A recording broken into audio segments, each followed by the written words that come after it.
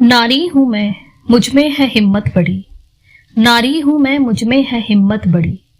बार बार तोड़ा गया फिर भी हूं खड़ी। अवहेलना झेली संसार में मैंने, जीना है मुझे भी इसी जिद पर हूं अड़ी। नारी हूं मैं, मुझ में है हिम्मत बड़ी। अपने ही घर में पराया धन कहकर पाला गया। ससुराल में जा चल अपने घर, यह कहकर निकाला गया। किस पर है मेरा हक, मैंने यह लड़ाई कभी नहीं है लड़ी। नारी हूं मैं, मुझ में है हिम्मत बड़ी। काल चक्र का हिस्सा हूं, इसलिए लेती जन्म हर घड़ी। समझ नहीं पाई आज तक अस्मत लुटी क्यों मेरी, क्यों मैं ही दहेज की बलि चढ़ी। नारी हूं मैं, मुझ में है हिम्मत बड़ी। देवी ना समझो भले ही मुझे, क्योंकि देवी सती और सीता को भी तो हर युग में परीक्षा देनी ही पड़ी। नारी हूं मैं, मुझ में है हिम्मत बड़ी। आसान नहीं है मेरा जीवन, कभी तिरस्कृत तो कभी बहिष्कृत। देख मेरी हालत तो धरती मां भी रो पड़ी। नारी हूं मैं, मुझ में है हिम्मत बड़ी। नारी हूं मैं, मुझ में है हिम्मत बड़ी। जय शिव शक्ति। शिव शक्ति की कृपा हम सब पर सदैव बनी रहे, प्रभु से ऐसी मैं प्रार्थना करती हूँ। Thank you divine, thank you universe. तो आज ये पंक्तियां सुनकर आप समझ ही गए होंगे कि आज मेरा इशारा किस ओर है। जी हाँ, आज हम बात करने वाले हैं डिसऑर्डर्ड फेमिनिन एनर्जी के बारे में। एक बार फिर से बता दूं कि मेरा कंसर्न ओनली एनर्जी से है, जेंडर से नहीं है, लेकिन फिर भी हम एज्यूम करके चलते हैं कि ये एनर्जी एक फीमेल बॉडी में ही है। थोड़ा वीडियो को समझने में आसानी रहेगी। पर वीडियो में थोड़ा सा आगे बढ़ने से पहले मैं आपके साथ कुछ साझा करना चाहती हूँ। आपने ये मरखबा का सिंबल तो देखा ही होगा, इसे हम शिव शक्ति सिंबल के नाम से भी जानते हैं। इसमें दो ट्रायंगल्स होते हैं। एक ट्रायंगल का सिरा ऊपर की ओर है जो शिव यानी मस्कुलाइन एनर्जी को डिनोट करता है। दूसरे ट्रायंगल का सिरा नीचे की ओर है जो शक्ति यानी फेमिनिन एनर्जी को डिनोट करता है।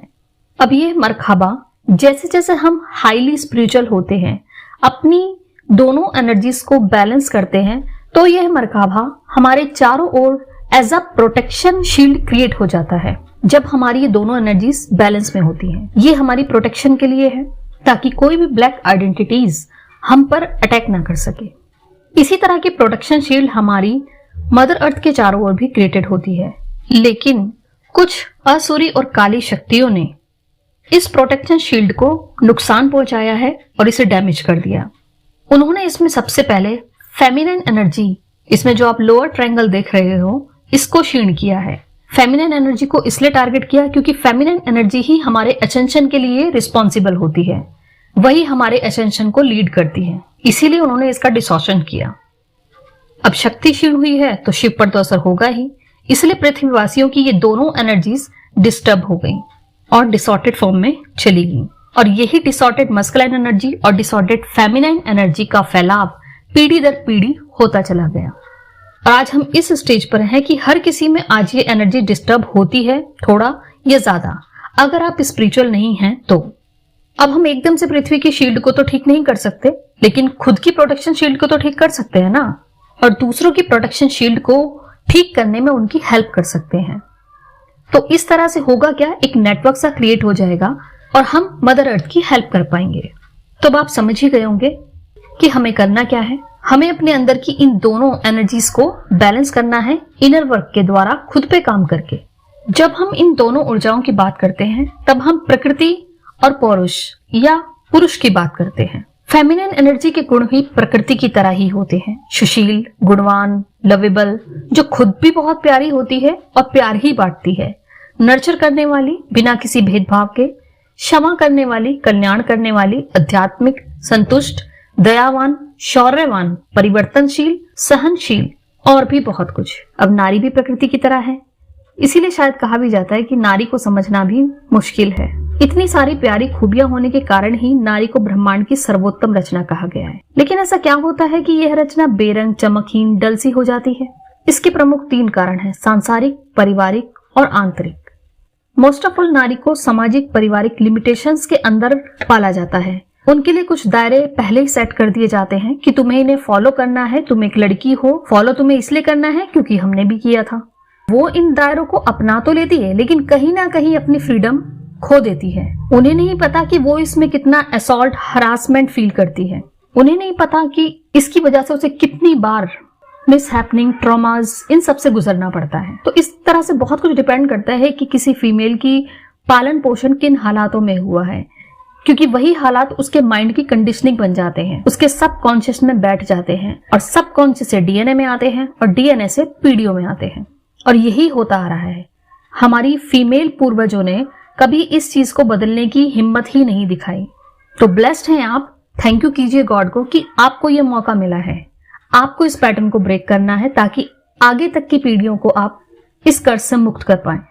डिसऑर्डेड मेल एनर्जी के बारे में मैं पहले वीडियो में बात कर चुकी हूं, तो आज हम बात करने वाले हैं डिसऑर्डेड फेमिनाइन एनर्जी के बारे में, यानी स्त्री ऊर्जा का विकृत रूप कैसा होता है, इसके साइन क्या क्या होते हैं। साइंस बताने से पहले एक रिक्वेस्ट है मेरी कि कोई भी प्लीज इसको पर्सनली मत लेना, कोई भी इसको अपने ऊपर शेम की तरह या गिल्ट की तरह लेके मत बैठना कि सारे साइंस मुझसे मैच हो गए या मैं तो इसी तरह से हूं। मतलब आपको शेम या गिल्ट करने की जरूरत नहीं है, ठीक है। कहीं ना कहीं ये कभी मुझसे भी मैच हुआ करते थे, तो इन्हीं सबसे तो बाहर आना है, तो इसीलिए कोई भी परेशान मत होना इन साइन को देखकर, ठीक है। चलिए तो फर्स्ट साइन की बात करते हैं। फर्स्ट साइन है लो एनर्जी में रहना। देखने से भले ही ना लगे, लेकिन जब आप इनसे थोड़ा बातचीत करोगे, इधर उधर की बातें करोगे, इन्हें खंगालने की कोशिश करोगे, तो खुद ही ये अपनी विकृत ऊर्जा का आपको परिचय दे देंगी कि ये कितना लो एनर्जी में है। दूसरा साइन है हमेशा एक डर के साए में रहती है ये। अब ये डर किसी पर्सन का, स्थिति का या फ्यूचर का हो सकता है। चेहरे पे भले ही स्माइल रहे, लेकिन दिल से उदास होती हैं। मूड स्विंग्स होते रहेंगे इनके जल्दी जल्दी। धड़कनें तेज रहना, घबराहट रहना, ये रहेगा इनके मन में। और कभी खुश भी हो गई तो इन्हें खुद ही लगेगा कि यार आज कुछ मैं ज्यादा ही खुश नहीं हूँ, कुछ ज्यादा ही नहीं हंस रही हूँ, कहीं कुछ बुरा ना हो जाए। तो ऐसा करके होता क्या है कि हम सबकॉन्शियस को कहीं ना कहीं कमांड दे देते हैं, और इन फ्यूचर वो चीज मैनिफेस्ट भी हो जाती है, क्योंकि वो डर, डाउट, ये तो मैनिफेस्ट बहुत जल्दी होते हैं, क्योंकि हम उसी एनर्जी में डील कर रहे हैं कि डर के आगे जीत है। इस चीज को याद रखिए। एक बार इस डर को फेस कर लीजिए, डटकर सामना कर लीजिए एक बार इस डर का। इस तरह से बाहर आओगे कि आप कभी नहीं डरोगे इस डर से। तीसरा है स्वभाव में अक्सर चिड़चिड़ापन रहता है। किसी का गुस्सा होगा, किसी पर निकलेगा, और ये इसलिए भी होता है क्योंकि ये छोटी छोटी बातों को दिल से लगा लेती है, दिमाग में बिठा लेती है। फोर्थ है ओवर इमोशनल होना। कभी किसी ने कुछ कह दिया, कुछ इनके साथ घटित हो गया, तो घंटों घंटों तक उस बात को लेके रोती रहेंगी। कभी कभी तो 1-2 दिन भी चलेगा ये। वहां पे ये खुद को अनवर्दी फील करती है। सोसाइटी में इसलिए एक कहावत भी बनी हुई है ना कि आंसू औरत का सबसे बड़ा हथियार होते हैं, जिसके दम पे वो कुछ भी करवा सकती हैं। टोटली घिसी पिटी बकवास है ये। और औरत खुश भी होती है ये सुन के कि मेरे पास तो आंसू है ना हथियार के रूप में। लेकिन यकीन मानिए ओनली इमोशंस का मिसयूज है ये। दोनों के लिए कह रही हूं मैं। फीमेल्स जरा गौर से सोच के देखो कि वो आपके लिए सच में हथियार है या आपका मजाक उड़ाया जा रहा है, उपहास है आपके लिए। फिफ्थ है गिल्ट में रहना, खुद को दोषी मानते रहना। कुछ पास्ट में घटित हो गया था, उसका पछतावा आज तक चला आ रहा है। अभी कुछ गलती हो गई, हाय मैंने क्या कर दिया, मुझसे ये क्या हो गया, मुझे ये नहीं करना चाहिए था। अब जो हो गया तो हो गया ना। आपके पास कोई टाइम मशीन तो है नहीं कि आप जाके पास्ट में कुछ ठीक करे आओ, या अभी अभी जो घटित हुआ उसको आप पलट दो। नहीं पॉसिबल है ना। तो इस गिल्ट से बाहर आओ, खुद को भी माफ करो, और चाहे किसी भी चीज की गलती रही हो या स्थिति की गलती रही हो, उस स्थिति को भी माफ करो, उस इंसान को भी माफ करो। यही है गिल्ट से बाहर आने का रास्ता। नंबर 6, लेट गो नहीं करती जल्दी से। कुछ इन्हें बात लग गई तो लग गई, कंटिन्यू बार बार वो इनके दिमाग में भी रिपीट होती रहेगी, और उसकी फ्रस्ट्रेशन भी इनके काम में, इनके स्वभाव में भी दिखाई देगी। ना तो किसी को जल्दी से ये बताएंगी उस बात को, ना तो कहेंगी, और ना ही उस बात को छोड़ेंगी। बस सोच सोच के या तो गिल्ट में या रोती रहेंगी, ऐसा कुछ रहेगा। लेकिन करना क्या है, अपने आप को एक्सप्रेस करो, बताओ कि हाँ ये मुझे बुरा लगा, मैं नहीं चाहती कि ये आगे हो, और नहीं कह सकती। कुछ बातें होती हैं जो हर किसी को नहीं बताई जा सकती, तो उस चीज को आप लिखो एक पेज पे, और तब तक लिखो जब तक आप उस चीज से बाहर ना आ जाओ, रिलैक्स ना हो जाओ। लिख के और उस पेपर को डिस्ट्रॉय कर दो किसी भी तरह से। इस टेक्निक के लिए ज्यादा जानकारी अगर आप चाहते हो तो फुल मून वाला वीडियो आप देख लेना, उसको भी मैं डीबी में और सीबी में दोनों में डाल दूंगी उसका लिंक। नेक्स्ट है टेंशन लेने की बीमारी सी होती है इनको। टेंशन तो इनका पार्ट ऑफ लाइफ बन जाता है। कभी पास्ट की टेंशन तो कभी फ्यूचर की टेंशन। भले ही रिजल्ट पॉजिटिव क्यों ना आए, लेकिन उससे पहले इनको टेंशन ले लेनी है और देनी भी है। टेंशन अपनी तो अपनी, दूसरों की भी ले लेंगी। देखा जाए तो टेंशन एक बिना बात का पेन है। किसी भी बात की टेंशन ले लेना सबसे बड़ा एनर्जी वेस्टिंग प्रोसेस है। जो होना है वही होना है। अगर आप टेंशन लेके सॉल्यूशन ढूंढ सकते हो तो ठीक है, लेकिन रिजल्ट के लिए टेंशन मत लो, क्योंकि वो आपके हाथ में नहीं है। 8th है सेल्फ लव की कमी। ये तो मुझ में भी बहुत था, लेकिन हाँ ये होता है कि सेल्फ लव कभी भी आप में जीरो नहीं होता। अगर आप इस दुनिया में जी रहे हो ना, तो सेल्फ लव आप में है। हाँ ये हो सकता है कि उसका जो लेवल है वो काफी डाउन हो गया है, उसी को थोड़ा बूस्ट करना है। तो होता क्या है इसमें कि आप खुद को प्यार नहीं करते हो, आप खुद को दूसरों की नजर से देखोगे, खुद को दूसरों से कंपेयर करोगे। हाय वो कितनी गोरी है, मैं कितनी काली हूँ, वो कितनी लंबी है, मैं कितनी नाटी हूँ, वो कितनी अमीर है, मेरे पास तो कुछ है ही नहीं। हमेशा खुद को अंडर एस्टिमेट करते हैं। मुझे ये पसंद है, लेकिन पहना तो वो क्या कहेंगे, पहना तो ये क्या कहेंगे। सबसे बड़ा रोग, क्या कहेंगे लोग। अगर उसे पहनकर आपको खुशी मिल रही है तो पहनो बस, क्यों किसी को समझना और समझाना। तो अब से कंपेयरिंग बंद करो। आप जैसा पीस दूसरा कोई नहीं है, आपकी जगह कोई और नहीं ले सकता। और पता है, आप खुद को नापसंद करके कहीं ना कहीं ईश्वर की रचना पर सवाल उठा रहे हो।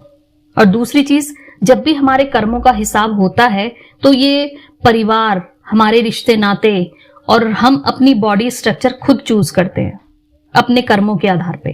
तो फिर उसी चीज से कैसा शिकवा और शिकायत। तो अपनी खुशी के लिए स्टेप्स लेना शुरू कर दो। 9th है अपनी फीलिंग्स को दबाना, सप्रेस्ड इमोशंस के साथ जीना।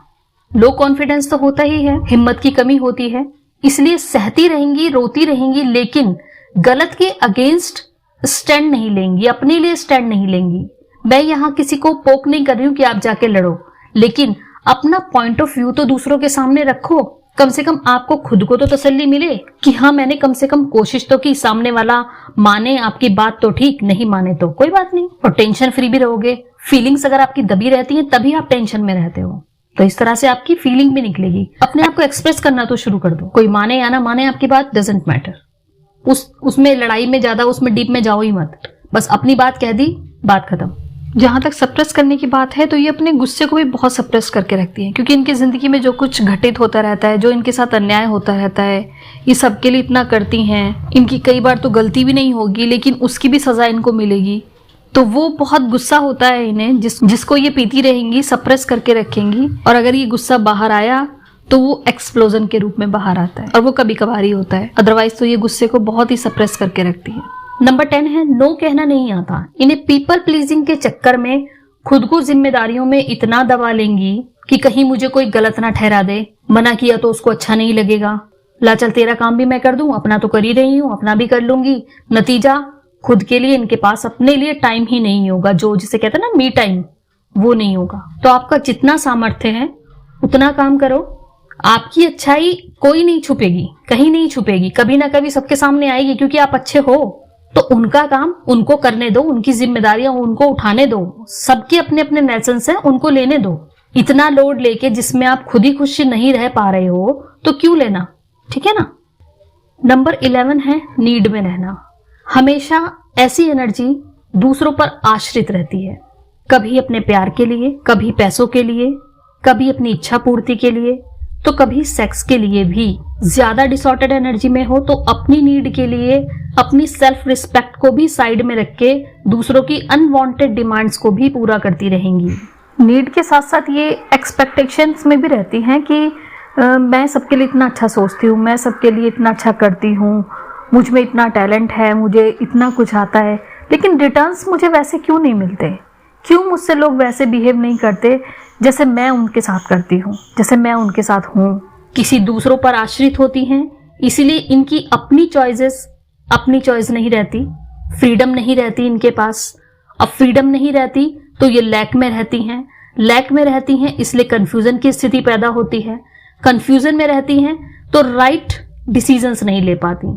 अब राइट डिसीजन नहीं है तो सही बात और सही कामों पे फोकस नहीं हो पाएगा, और फोकस नहीं हो पाएगा, राइट फोकस नहीं होगा तो राइट लाइफ कहां से चलेगी। तो सबसे पहले दूसरों पर आश्रित रहना बंद करो। जो चीज आपकी है आप तक पहुंच ही जाएगी, ठीक है। अभी मैं यहाँ पे थोड़े से ना फिजिकल साइंस भी आपके साथ डिस्कस करना चाहूंगी। कुछ फिजिकल साइंस भी होते हैं जो हमें एक डिसऑर्डर फेमिनाइन में नजर आ सकते हैं, जैसे depression, anxiety, headache, migraine, weight loss, weight gain. मतलब वेट गेन का एक रीजन स्ट्रेस भी होता है। होता क्या है ना कि जब हम लंबे समय तक निराशा का जीवन जीते हैं, निराशा में रहते हैं, तो हमारे गट से एक केमिकल रिलीज होता है जो मोटापे के लिए जिम्मेदार होता है। तो अब से किसी भी व्यक्ति को देख के ये जज मत करना कि ये बहुत ज्यादा खाता है या बहुत ज्यादा सुखी है। पेट संबंधी बीमारियां लगी रहेंगी इनको, भूख ना लगना, नींद की कमी, हाई बीपी या लो बीपी ये भी हो सकता है। बॉडी का ग्लो सा गायब हो जाता है इनका, बॉडी पेन भी रहता है अक्सर, थकान रहेगी और लोनलीनेस की फीलिंग रहती है इनमें। इसके अलावा और भी साइंस आप देख सकते हो। वैसे आपको जानकर ये हैरानी होगी कि वर्ल्ड वाइड ऐसी फीमेल्स की संख्या 50 to 60% है, लेकिन भारत में यह स्थिति बहुत ही दयनीय है, 80 to 90%।